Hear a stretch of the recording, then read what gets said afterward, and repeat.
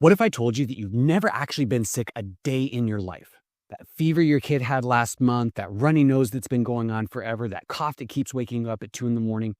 Those aren't signs that your body is falling apart. They're actually signs that your body is working the way that God intended it to in order to get back to perfect health.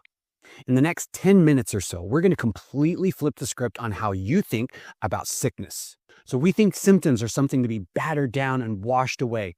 But what if I told you that our rush to make ourselves and our kids feel better is actually prolonging the illness itself? Hi, I'm Dr. Will, family wellness chiropractor, and I've been helping families unlock their God-given healing potential for over a decade. And what we're diving into today is something that completely change how you approach you and your kids and your family's health. Understanding that those body signals or symptoms that we feel when we're under the weather aren't signs that our body is failing, and they're not the enemy, but they're actually powerful signs that shows us our immune system is functioning correctly and powerfully and is trying to do its best job.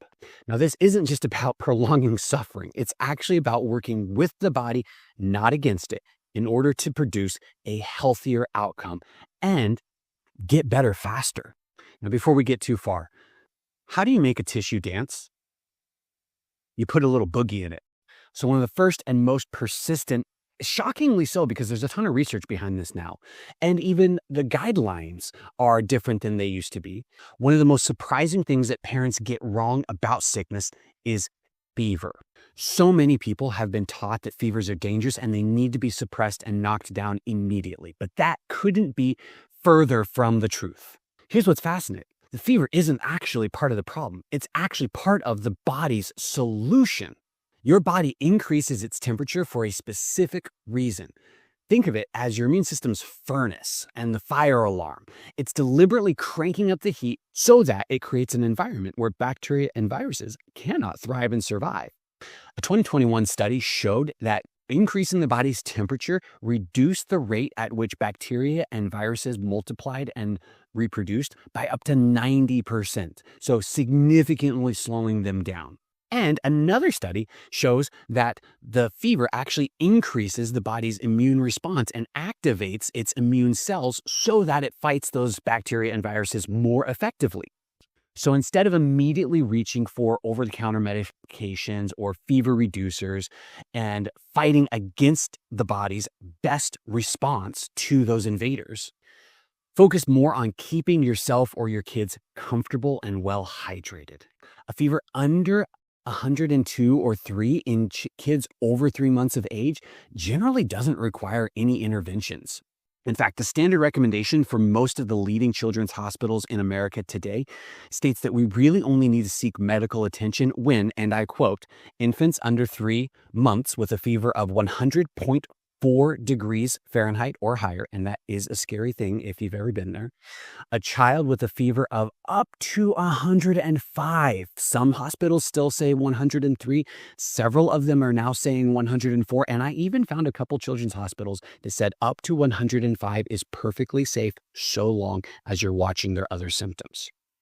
Fevers that last more than 4 to 5 days, presence of severe symptoms such as difficulty breathing, persistent vomiting, weird rashes that you can't explain, or just, complete non-responsiveness. And that is really the most important thing for most of us, is just monitoring our child's behavior. If the child is drinking and eating okay and they're playing okay, they're probably going to be okay. The next thing that we always try to knock down is that cough, because who wants to have a persistent cough? It sucks, right? However, we've been programmed to think that the cough itself is bad and therefore must be stopped.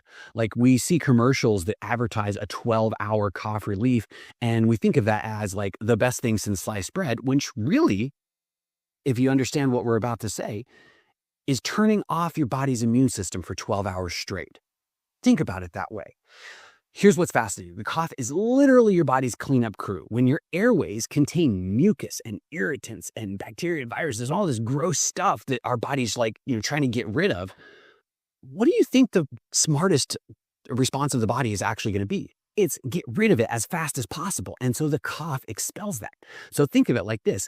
If you were burning something on the stove and your fire alarm goes off, Do you just turn off the smoke alarm, take the batteries out of the smoke detector, and just go about your business? No, of course not. One, you turn the burner off, stop the problem where it's at. But two, you open up a couple of windows and turn on a fan and get the house to air out, right? The same is true when our body is coughing. It's trying to expel that stuff in there. So that's exactly what a productive cough does. It removes all of that junk that our body doesn't want in our airways. A 2019 systematic review actually found that common over-the-counter cough suppressants showed no significant benefit over placebo and often came with significant side effects. Meanwhile, another study showed that the cough suppressant actually prolonged the amount of time that respiratory infections were in the body by trapping the bacteria and the viruses in the airway, because again, the body couldn't get it out. So instead of suppressing our cough, think of supporting a productive cough with plenty of hydration, honey for kids over the age of 1, and plenty of humidity. So focus on thinning the mucus out so it's easier for the body to expel rather than drying it out and trapping it inside with suppressants. And the next is just like the last, runny noses and congestion. We hate them. We all immediately think of, what can I do to get rid of this runny nose? However, the mucus is your body's perfect defense mechanism against those bacteria and those viruses. And it's your security system. It's not just gross stuff with boogers. It's a sophisticated weapon that contains antibodies, antimicrobial compounds, and immune cells. And so while your body produces extra mucus, it's actually trying to trap those bacteria and those viruses so that it can expel them from the body. It's kind of like, think of it almost like flies and flypaper, right?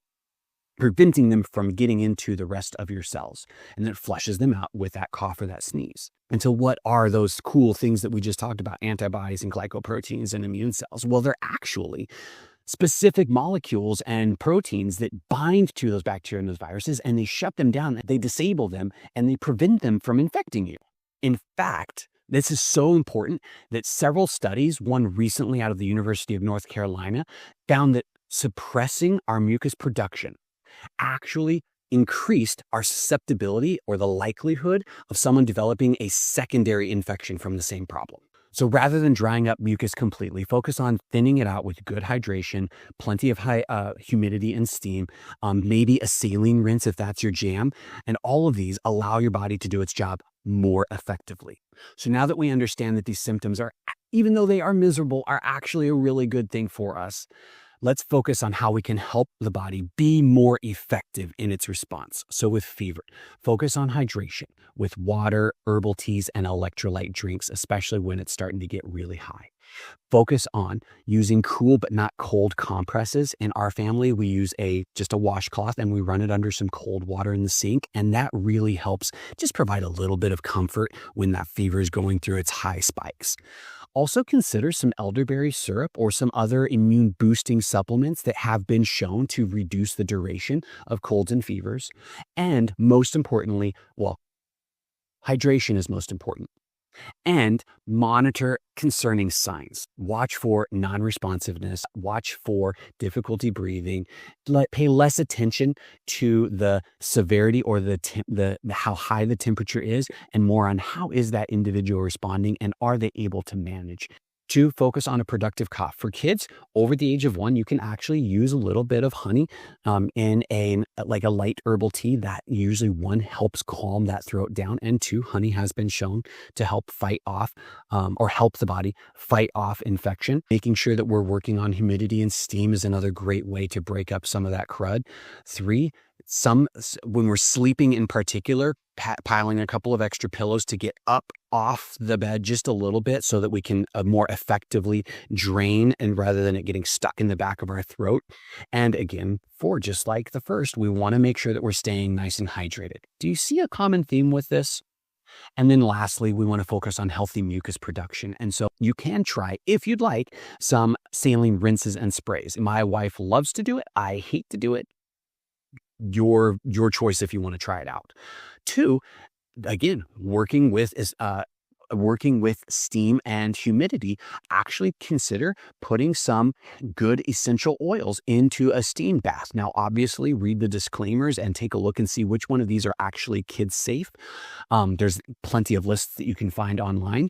Again, focus on hydration. Bone broth is a great way to get some nutrients in and stay hydrated while we're not feeling our best, and we get some good electrolytes in there as well. So the beauty with all of these is that they actually work with your body's natural response instead of against it, and that results in a healthier, stronger immune system and results in usually faster recovery times and fewer secondary infections. So I know that it's incredibly hard to watch your little ones suffer. As I'm recording this right now, my little girl actually has a fever of 101 degrees. But she, in between bouts of snuggling with mom and grandma, she is still wanting to play. She is drinking her water and she's able to have a conversation with us. So we're going to let her body do what it needs to do in order to fight it off. And we're going to support it with several of these strategies that we just talked about. So instead of jumping to the fix it now approach, understand that these are all signs that the body is working correctly, the way that God designed it to. And so we want to support that response instead of fight against it. Here's an easy way to start to implement some of this. The next time you or your loved one is expressing some health from the inside out, as I like to say, wait 24 hours before you do anything. Rest, drink water, and wait 24 hours before you try to interrupt or augment the response at all. Let the body do its thing. Remember that when God put you together, He didn't make mistakes. You are designed to be healthy. So I'd love to hear your experience. Comment below. Is there something that you do differently than I do? Are there any other supportive measures that you have found particularly effective that you want to share? Leave a comment below. Let me know about them. I read all of these and it really helps me engage with you and understand what it is that you guys are interested in. And lastly, you know the drill. If you like content like this, please consider hitting the like and subscribe buttons down below. It helps me understand that you guys like content like this. 2, it makes sure that you get notified when the next one comes out. And 3, it really does help get this video out to other people just like yourself that need to know information like this.